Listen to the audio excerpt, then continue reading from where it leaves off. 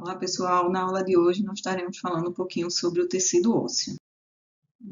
Então, o tecido ósseo, ele, assim como o tecido cartilaginoso, ele é um tipo de tecido conjuntivo especializado, né, e que possui uma abundante matriz extracelular, né? Essa matriz é bem semelhante àquela que a gente viu no tecido cartilaginoso, porém é um pouco mais rígida, né? E aqui ela vai ser chamada de matriz óssea, né? O tecido ósseo, né, então, é o constituinte principal do nosso esqueleto, né, e apresenta várias funções, né? Então, o tecido ósseo, ele vai proteger órgãos vitais, como o cérebro, por exemplo, suporte de tecidos moles, também ele vai alojar e proteger a medula óssea, né, que vai estar passando aqui por dentro, né, dos ossos, e também ele dá apoio aos músculos esqueléticos, né, e vai auxiliar no momento da contração. Além disso, o tecido ósseo é um tecido de reserva, né, então ele serve como depósito, né, de algumas moléculas. Então, a gente vai ter depósito de íons cálcio, de íons fosfato e outros íons, como veremos mais para frente. Então, o tecido ósseo, né, ele é formado, né, por uma matriz, né, como eu disse a vocês, a matriz aqui ela é chamada de matriz óssea, né, porque ela vai ser formada de um material calcificado, e ela apresenta-se duas partes. A gente tem a porção orgânica, né, e a porção mineralizada. E além disso, né, o tecido ósseo ele tem a presença de células, né, os osteócitos, né, osteoblastos e osteoclastos, cada um com a sua função. Né. O osteócito é uma célula mais madura, né.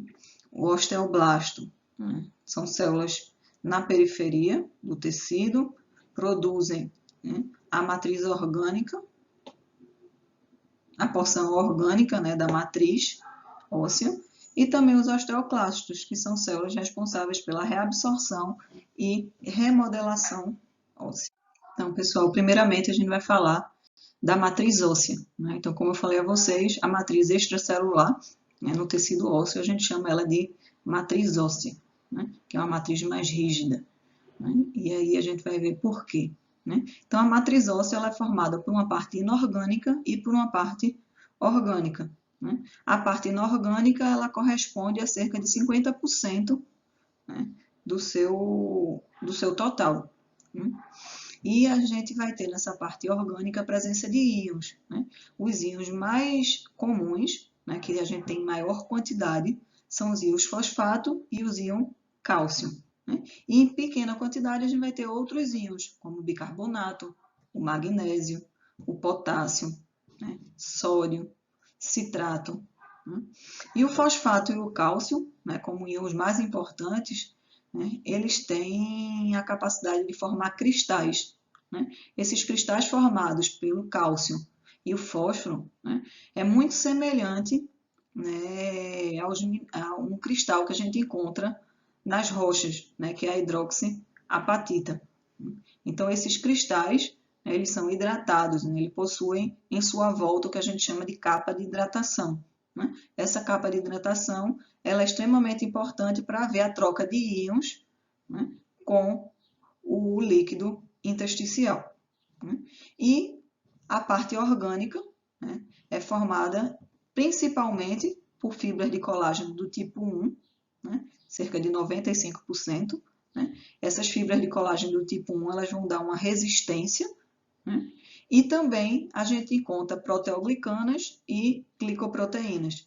Né? Essas glicoproteínas são responsáveis pela mineralização dessa matriz óssea. Né? Então, outros tipos de tecido que tem colágeno, fibras de colágeno do tipo 1, né, elas não se calcificam. Né? E aqui a gente tem a calcificação, e essa calcificação é devido à presença dessas glicoproteínas. Né? E aí As fibras colágenas, né, da parte orgânica, juntamente com esses cristais de hidroxoapatita, né, é que vai dar a rigidez e a resistência dos nossos ossos, né? Então, se a gente, por exemplo, remove o cálcio, né, esse osso ele vai continuar ter a sua forma intacta, porém ele vai ser mais flexível, né? E se eu faço a retirada da parte orgânica, né, das fibras de colágeno, né, a forma também vai estar intacta, né, mas ela vai estar quebradiça, então a gente não vai conseguir manipular, né? Então, a gente poderia comparar, né, essas fibras do tipo colágeno se a gente pegasse 2 copos. Se eu pegasse um copo de vidro e esse copo caísse no chão, ele provavelmente iria quebrar, né? Mas o copo de plástico, né, fazendo analogia com as fibras do colágeno, então ele vai cair no chão, ele quica, mas não necessariamente ele quebra, né? Então a gente vai ter essa maior resistência devido a essas fibras de colágeno do tipo 1. E entre as células, né, a gente tem, como eu falei, os osteoblastos, os osteócitos e os osteoclastos, né? Então, os osteoblastos são células jovens, né? São células que vão estar na periferia, né? Na superfície óssea, né? Essas células, né? Na superfície óssea, elas vão estar dispostas como se fosse um tecido epitelial simples, então essas células vão estar lado a lado, né? Os osteoblastos, eles são células que podem variar na sua morfologia, né? Então, quando ela está com a alta atividade, elas geralmente estão cuboides, né? E seu citoplasma basófilo, né? Indicando que ela está tendo uma alta atividade. E quando ela está com a baixa atividade, ela perde esse formato cuboide e ela parece uma célula mais achatada, né? E o citoplasma também vai ficar menos basófilo, né? Os osteoblastos são células que são responsáveis, né, por sintetizar a parte orgânica da matriz óssea, né? Colágeno tipo 1, proteoglicanas e glicoproteínas. E além disso, os osteoblastos eles também sintetizam outras 2 moléculas, que é a osteonectina, né, que vai facilitar a deposição de cálcio no tecido, né, e a osteocalcina, que vai estimular a atividade dos osteoblastos, né, até produzindo essa matriz. Os osteoblastos também são células que concentram fosfato de cálcio, né, então são responsáveis pela mineralização da matriz óssea. Então, aqui a gente pode ver, né, os osteoblastos, lado a lado, né, semelhante a um tecido epitelial simples. O núcleo aqui você está vendo que tem uma grande basofilia, tá? Então, ele vai estar aqui na superfície, né, da matriz óssea. Aqui no meio a gente vê a matriz óssea e células que são provenientes dos osteoblastos, como a gente vai falar mais para frente, que são os osteócitos, né, que vão estar aprisionados aí nessa matriz óssea. Então, como eu falei, os osteoblastos, eles produzem, né, a parte orgânica da matriz. Então, à medida que ele vai produzindo, né, essa parte orgânica da matriz, ela vai se depositando, né, ao redor do corpo da célula, né, e dos prolongamentos dos osteoblastos, né? E essa matriz, né, logo que ela é formada, ela ainda é uma matriz óssea que não está calcificada, tá? E essa matriz óssea produzida pelos osteoblastos, que ainda não está calcificada, a gente chama de osteoide, tá? E ela, então, ela vai envolver, né, esses osteoblastos ativos, né? Então, aqui a gente pode ver os osteoblastos, né? Aqui em rosa, em um rosinha mais claro, né? A gente vê a matriz óssea que foi produzida por esses osteoblastos, né? Então, essa matriz óssea ela começa a englobar, né, esses osteoblastos, né? E mais para frente, esses osteoblastos, quando a matriz se mineraliza, né, ele passa a se chamar de osteócito. tá? Que são células mais maduras que a gente encontra preso, aprisionado ali na matriz óssea, né, que vai estar calcificada. Então, como eu falei, os osteócitos, né, são células que são provenientes da matriz dos osteoblastos. Né? Então, os osteoblastos vão produzir a matriz óssea. Essa matriz óssea, que é o osteoide, né, não está calcificada, vai se calcificar. Então, quando se calcificar, vai aprisionar os osteoblastos, que vão passar a ser chamadas de osteócitos. Né? Os osteócitos, eles são células achatadas, né? Então aqui a gente consegue ver a diferença. Então o osteoblasto, digamos assim, é mais gordinho, né? E o osteócito vai ser uma célula mais achatada, né? Então e vai possuir prolongamentos, né, longos, tá? Esses osteócitos, ele tem baixa atividade, então ele vai ter uma baixa síntese. Então a gente vai ter um menor número de retículo endoplasmático rugoso, complexo de Golgi, a sua cromatina ela vai estar mais condensada. Os osteócitos, elas são células que são essenciais para a manutenção da matriz óssea. E uma vez que eles morrem, eles vão ser reabsorvidos por essa matriz.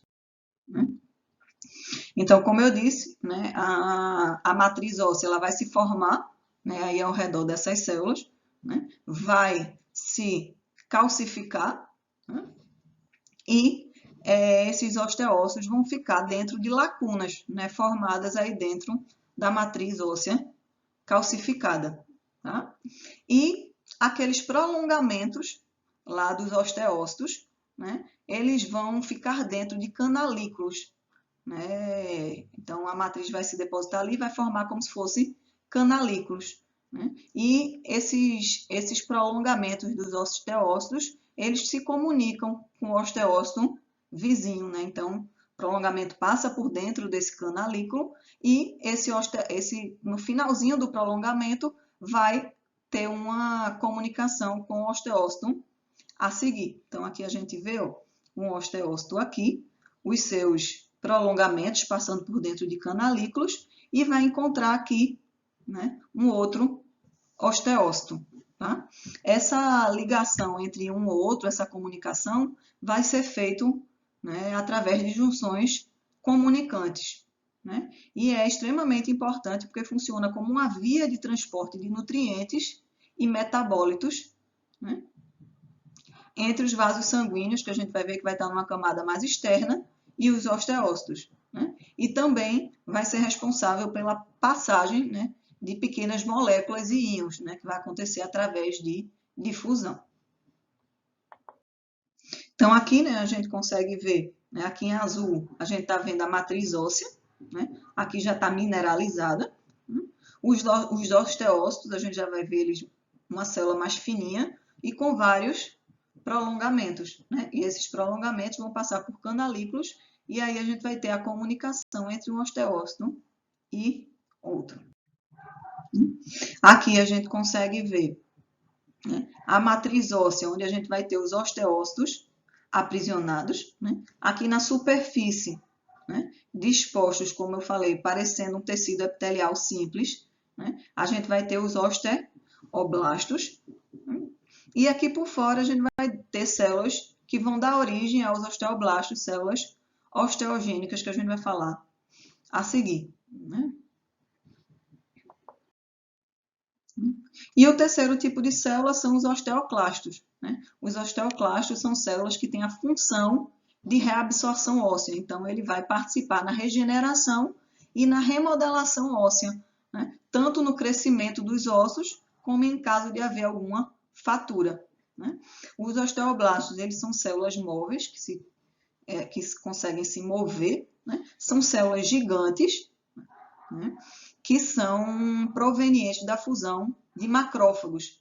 Né? E, sendo assim, são células multinucleadas, né, que apresentam entre 6 e 50 núcleos. São células que são extensamente ramificadas, né, e elas vão estar presentes, né, em áreas de depressão, né, que vão ser provenientes da atividade de reabsorção. Né? E essas áreas, né, que vão ter uma depressão, a gente chama de lacuna de Hall-Ship, né? São células que apresentam um citoplasma granuloso, né? Podendo ter vacúolos ou não, né? Quando são osteoclastos maduros, né? Tem um citoplasma acidófilo, né? Porque não vão estar com tão intensa atividade, né? E os osteoblastos, quando estão jovens, né? Eles já vão ter um citoplasma mais basófilo, mostrando que eles estão em extensa atividade. Tá? E aqui, né, a gente consegue ver, né, os vários núcleos, né? Tá? E aí ele tem a presença de uma zona clara, geralmente aqui na sua volta, tá? Que vai estar voltada para a superfície da matriz óssea. Tá? Então, esses osteoclastos, eles secretam ácido colagenase e hidrolases, né? Ácidos e algumas enzimas, né? Que vão ser capazes de digerir a matriz óssea, né? E dissolver os cristais de cálcio, né? E aí, quando isso acontece, essa matriz óssea ela vai ter que ser substituída. Então, aí os osteoblastos vão entrar de novo em ação. Então, o osteoclasto, né, ele vai reabsorver, né, tirar essa parte, e o osteoblasto agora vai voltar a ter uma atividade e produzir nova matriz óssea. Né?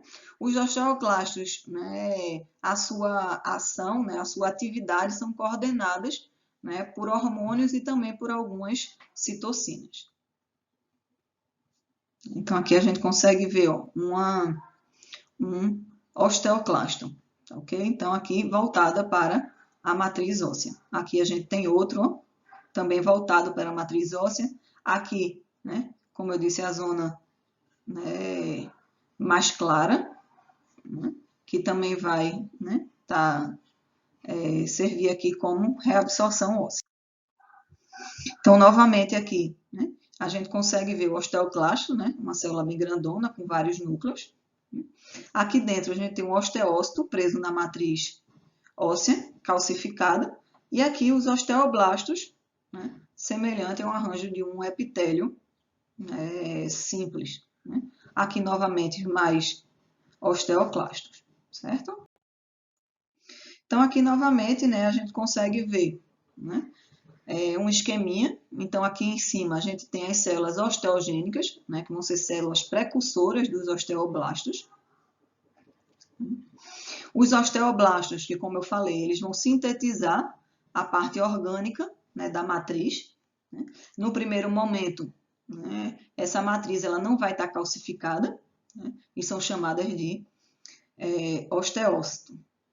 osteoide, desculpa. Né? Uma vez que essa matriz óssea ela está calcificada, né, ela vai aprisionar as células que agora são chamadas de osteócitos. Né? Então, como a gente viu, né, a matriz, né, quando ela é calcificada, ela vai formar canalículos, né, no local onde tem os prolongamentos dos osteócitos. Né? E os osteócitos eles conseguem se comunicar através de junções comunicantes. Então, a gente vai ter transporte de material aqui. Aqui, novamente, né, uma outra figura, né, essas células menorzinhas, os osteoblastos. Né? Aqui a gente vê um pouquinho, né, do osteoide, a matriz óssea recém-formada, não calcificada, e uma vez ele é calcificada, ela aprisiona, né, as células, né, que agora passam a ser chamadas de osteoclastos, de osteócitos. E aqui a gente vai ter os osteoclastos, né, participando da reabsorção da matriz.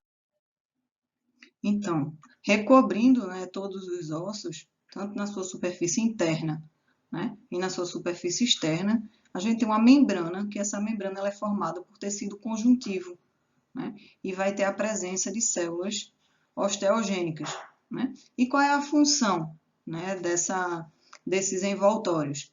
Né? Então, ele vai dar nutrição e também vai fornecer novos osteoblastos para o crescimento e recuperação do osso, né? Então, a gente tem aqui recobrindo o osso externamente, né? A gente tem o periósteo, né? Que é um tecido conjuntivo do tipo denso. Tá? Na sua camada mais superficial, né?